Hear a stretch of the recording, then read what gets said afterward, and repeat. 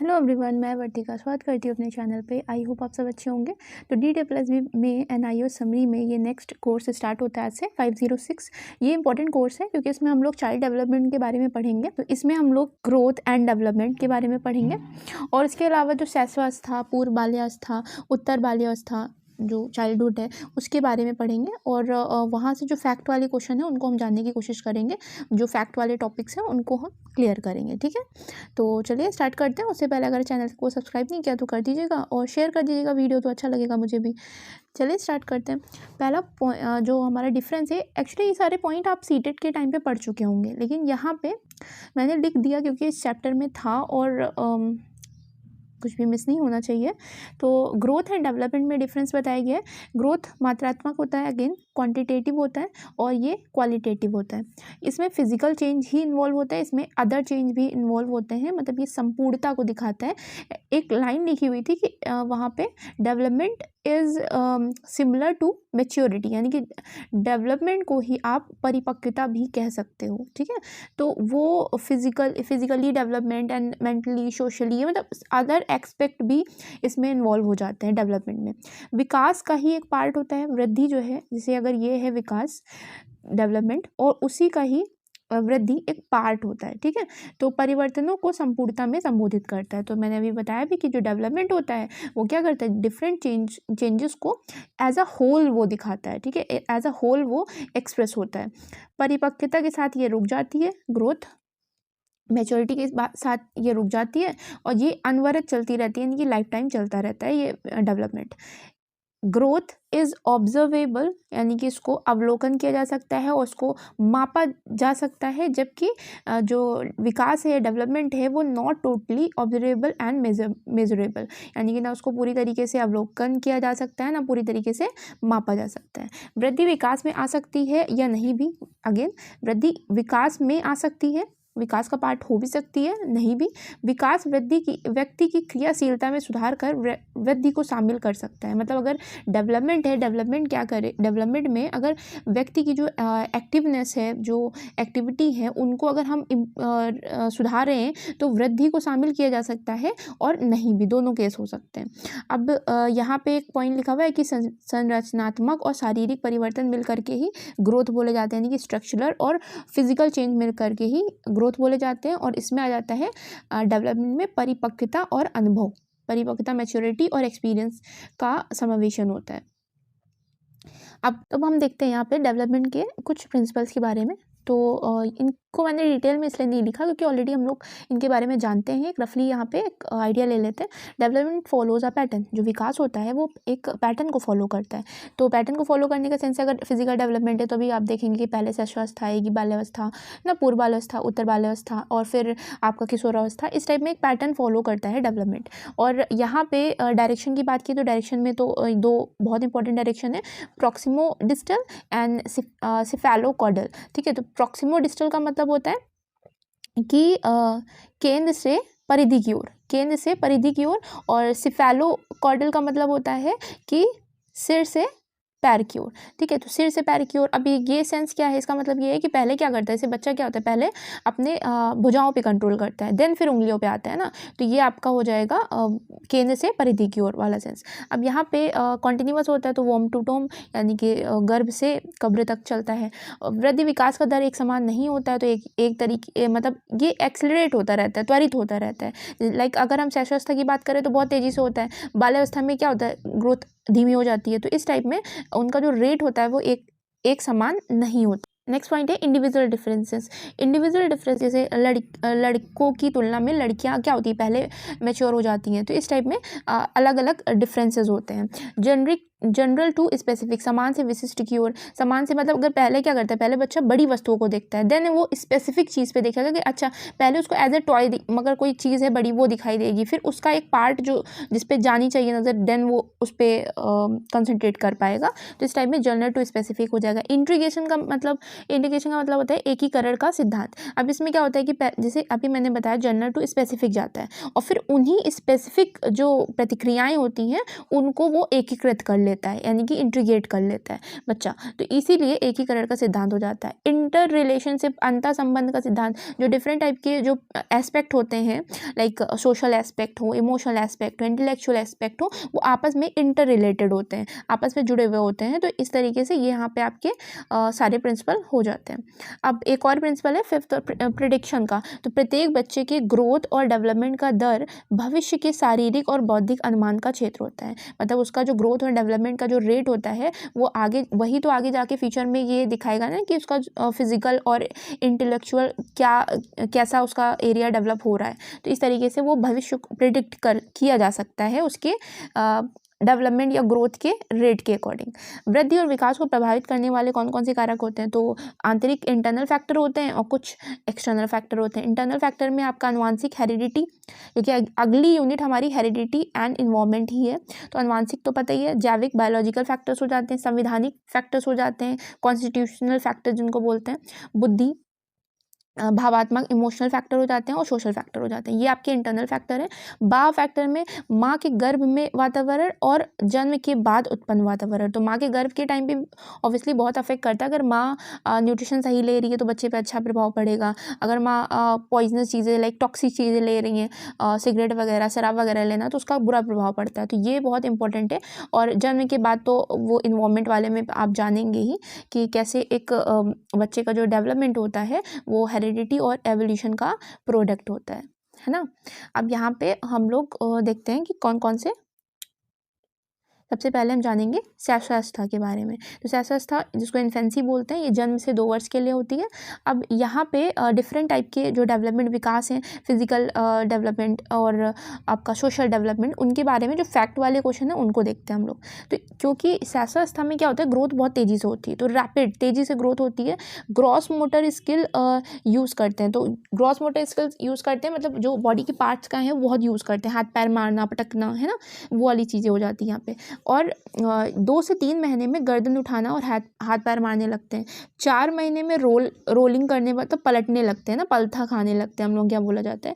और 6 महीने में बैठने लगते हैं। 7 से 10 महीने में, अच्छा बैठना बिना किसी सपोर्ट के वो बैठने लगते हैं। 7 से 10 महीने में क्रॉल करने लगते हैं। 10 मंथ के बाद खड़े होने लगते हैं। 4 से 5 महीने में ही टॉय भी पकड़ने लगते हैं। और 9 से 12 महीने में पिंसियर ग्रैस्प का मतलब होता है 2 उंगलियों से पकड़ना। ठीक है, टॉय को ग्रैप्स करते हैं, यानी कि टॉय को पूरा पकड़ने की कोशिश करते हैं और फिर अब 2 उंगलियों से पकड़ते हैं। तो यहाँ पे 9 से 12 महीने में ये एक, अभी बोला ना मैंने, जर्नल टू स्पेसिफिक जाता है, तो वही चीज़ यहाँ पे हो रही है। 15 मंथ में क्या होता है, स्ट्रेस है फर्नीचर में, उसमें आगे की ओर चढ़ तो जाते हैं लेकिन वापस नहीं उतर पाते। और 18 महीने में क्या हो जाते हैं, प्रॉपर 18 महीने में बैलेंस करने लगते हैं, चलने लगते हैं और पीछे की ओर भी, मतलब अगर बैकवर्ड यानी कि स्ट्रेस अगर भी चढ़ रहे थे तो स्ट्रेस उतरने भी लगेंगे। इन सर्किल में घूमने लगते हैं और रनिंग दौड़ने लगते हैं। 24 महीने में तो कंप्लीट हो जाता है पूरा, जंप करेंगे, एक पैर पे बैलेंस करना, पैडलिंग, ट्राइसिकल, तो अपनी जो 3 पहिए वाली साइकिल होती है उसको पैडलिंग भी करने लगते हैं। तो यहाँ पे ये फिजिकल डेवलपमेंट के फीचर्स हैं यहाँ पे। अब देखते हैं लैंग्वेज डेवलपमेंट में क्या होता है। तो लैंग्वेज डेवलपमेंट में फर्स्ट क्राई, सबसे पहले बच्चा जब पैदा होता है तो वो रो करके ही अपने इमोशंस को एक्सप्रेस करता है। 2 से 3 महीने में वॉवेल साउंड निकालते हैं, ठीक है, कॉन्सोनेंट नहीं। और 3 से 4 महीने में और जो मोर वर्बल निकालने लगते हैं। और कॉन्सोनेंट कौन कौन से सीखते हैं, BKMGP, ठीक है, BKMGP इनको सीख जाते हैं। तो वो ऐसे ब का म ज प ऐसे करके बोलते हैं। 4 महीने में वॉवेल कॉन्सोनेंट दोनों मतलब दोनों का ही यूज़ करने लगते हैं और कुछ नॉनसेंस वर्ड यूज़ करते हैं, ग ग पू इस टाइप में, ठीक है। और 8 महीने में साउंड से आइडिया हो जाता है उनको, साउंड से उनके पास जो भी केयर टेकर है तो वो जो साउंड कहती है तो उससे वो आइडिया हो जाता है कि हाँ ये कह रहा है। कहा कि शीशी आ रही है या मिल्क आ रहा है तो उन्हें आइडिया हो जाता है कि हाँ अभी नहीं रोना है, ठीक है। 9 से 12 महीने में मामा एंड दादा शब्द यूज़ करने लगते हैं। 18 से 24 महीने में 2-3 वर्ड से फ्रेजेस बनाने लगते हैं।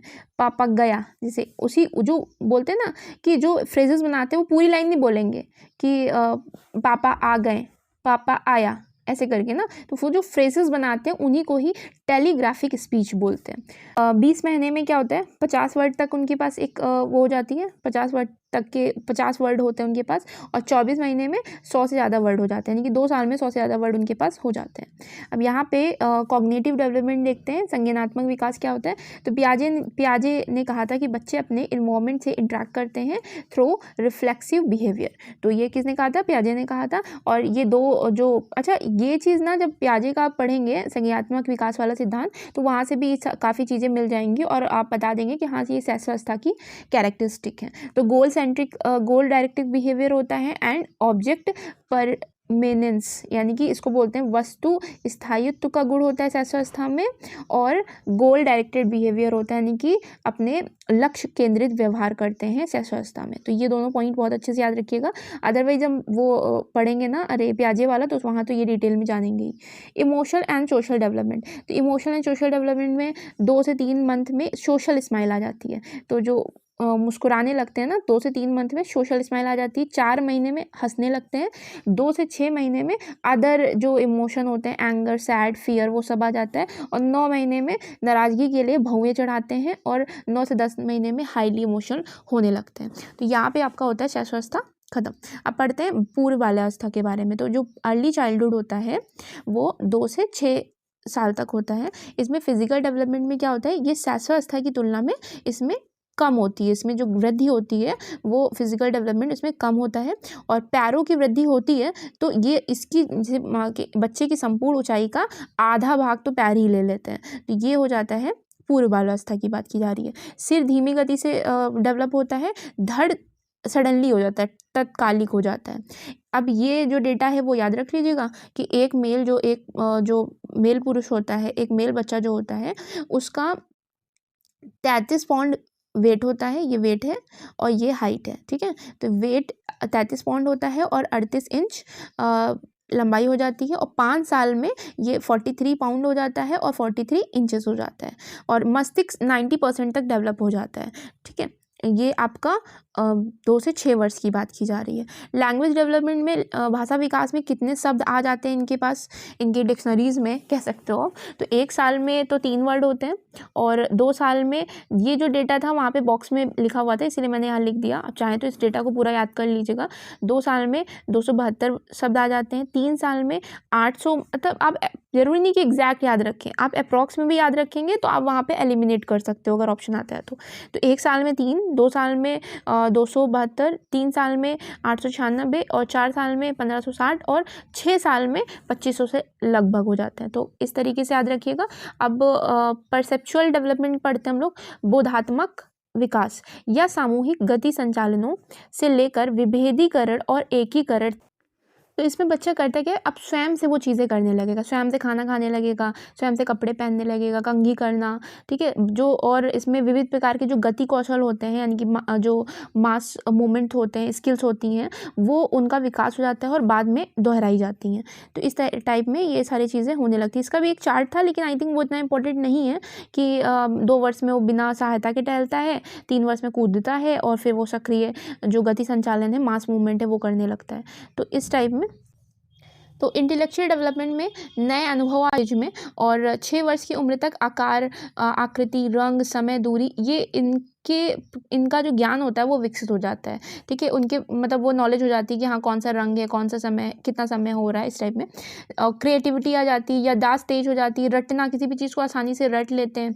मूर्त के लिए चिंतन क्यों कहा गया, क्योंकि इस टाइम पे बच्चा कॉन्क्रीट ही चीज़ों को सीखता है, मतलब जो सामने प्रत्यक्ष है उन्हीं के बारे में वो चीज़ें सीख पाता है, अमूर्त वाले पे अभी नहीं आते हैं, ठीक है। सामाजिक वास्तविकताओं का कॉन्सेप्ट, जो सोशल रियलिटी है उसका अवधारणा बैठने लगती है। अटेंशन जो अभी 7 मिनट तक रहता था वो 20 मिनट तक होने लगता है।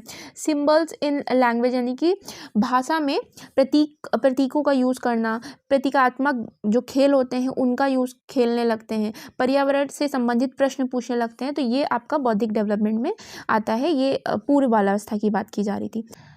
अब हम पढ़ते हैं सोशल डेवलपमेंट। ट्रस्ट और मिसट्रस्ट की भावना समझ आ जाती है, यानी कि विश्वास और अविश्वास की समझ आ जाती है। स्वायत्ता की भावना, ऑटोनॉमी की भावना कि ये मेरा है, ये मेरी चीज़ है, ये भावना भी इसमें आ जाती है। दोनों लिंग एक साथ खेलते हैं। ये मेन डिफरेंस है, इसको बहुत अच्छे से याद रखिएगा कि इस एज में जो पूर्व बाल्यावस्था होती है, इस एज में जो दोनों जेंडर होते हैं, गर्ल्स बॉयज़, वो साथ साथ में खेलते हैं, परियों और जानवरों की कहानी में इंटरेस्ट लेते हैं। 3 से 6 साल के बीच नकारात्मकता बढ़ जाती है। इसको मैंने रेड से लिखा है तो बहुत अच्छे से याद रखिएगा कि 3 से 6 की एज में निगेटिविटी बढ़ने लगती है।